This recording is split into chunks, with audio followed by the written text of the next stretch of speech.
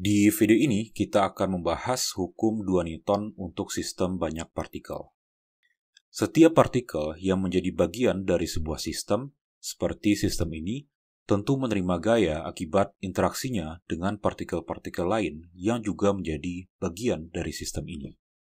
Gaya tersebut dapat berupa gaya akibat kontak langsung, dan gaya tersebut juga dapat berupa gaya gravitasi, karena hukum Newton tentang gravitasi mengatakan bahwa setiap benda yang bermassa sebetulnya saling tarik-menarik. Kalau gaya yang diterima oleh partikel ke I akibat interaksinya dengan partikel ke J adalah Fij, maka gaya total yang diterima oleh partikel ke I akibat interaksinya dengan seluruh partikel yang menjadi bagian dari sistem adalah sigma J Fij, di mana sigma J Fij ini sama dengan gaya yang diterima oleh partikel ke I akibat interaksinya dengan partikel ke-1, kemudian ini ditambahkan dengan gaya yang diterima oleh partikel ke I akibat interaksinya dengan partikel kedua, dan seterusnya. Gaya-gaya ini disebut sebagai gaya dalam, karena gaya-gaya ini berasal dari dalam sistem, dan sigma J Fij ini disebut sebagai gaya dalam total yang bekerja pada partikel ke I. Kemudian, partikel ke I tentu juga bisa menerima gaya yang berasal dari luar sistem. Kalau gaya luar total yang bekerja pada partikel ke I adalah F luar I, maka gaya total yang bekerja pada partikel ke I sama dengan gaya luar total ini ditambahkan dengan gaya dalam total ini.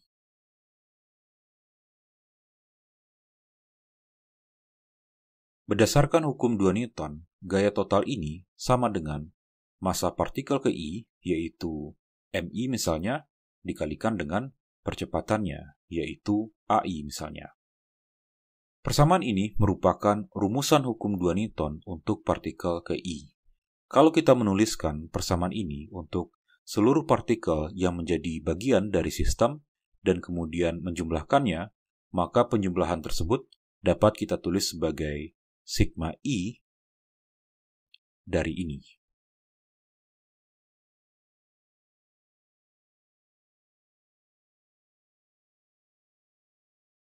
Dan ini sama dengan sigma I dari ini. Persamaan ini dapat kita jabarkan lagi menjadi sigma I dari F luar I ini,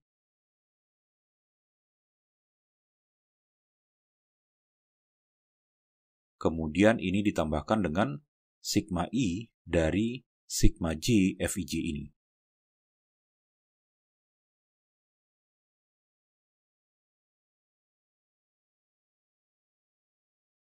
Dan ini sama dengan ini.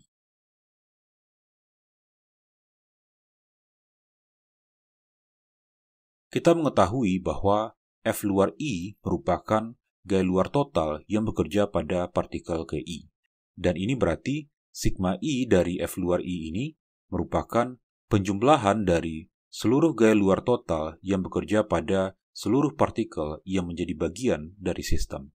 Dengan kata lain, sigma I dari F luar I ini merupakan gaya luar total yang bekerja pada sistem.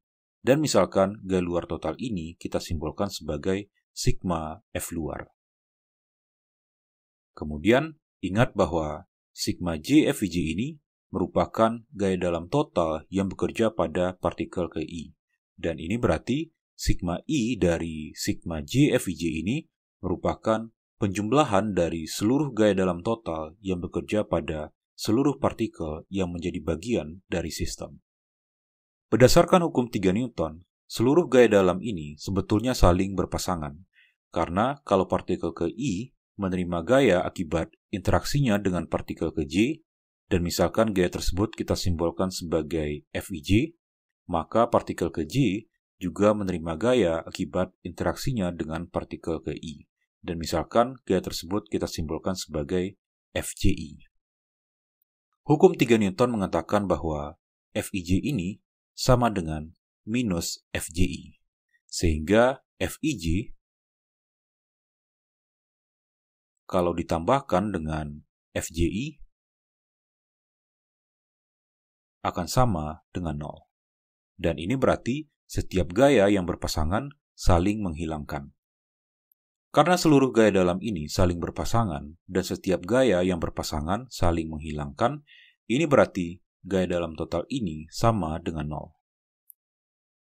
Kemudian, kita juga sudah membahas bahwa percepatan pusat massa dari sebuah sistem dapat dirumuskan sebagai 1/m, di mana m ini adalah massa sistem, kemudian ini dikalikan dengan m1a1 ditambah m2a2, dan seterusnya.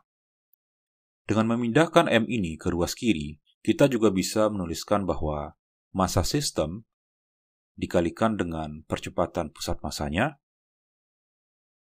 sama dengan ini. Dan ini tentu juga dapat kita tulis menjadi sigma I dari MI AI. Dengan demikian, sigma F luar ditambah 0 atau ruas kiri ini juga sama dengan sigma F luar. Ini sama dengan ini. Dan berdasarkan persamaan ini, ruas kanan ini juga dapat kita tulis menjadi massa sistem dikalikan dengan percepatan pusat massanya. Karena hukum 2 Newton mengatakan bahwa gaya total yang bekerja pada sebuah benda bermassa m sama dengan massa benda tersebut dikalikan dengan percepatannya, maka dapat kita lihat bahwa persamaan ini memiliki bentuk yang sama dengan hukum 2 Newton ini. Sehingga persamaan ini juga disebut sebagai rumusan hukum 2 Newton untuk sistem banyak partikel. Perbedaan antara kedua persamaan ini adalah pada persamaan ini yang bermassa m ini berupa sebuah partikel atau kita asumsikan sebagai sebuah partikel. Sedangkan pada persamaan ini yang bermassa m ini tidak lagi kita asumsikan sebagai partikel, tetapi yang bermassa m ini betul-betul merupakan sebuah sistem banyak partikel, seperti sistem ini atau sistem ini. Dan persamaan ini mengatakan bahwa gaya luar total yang bekerja pada sebuah sistem sama dengan massa sistem tersebut dikalikan dengan percepatan pusat massanya.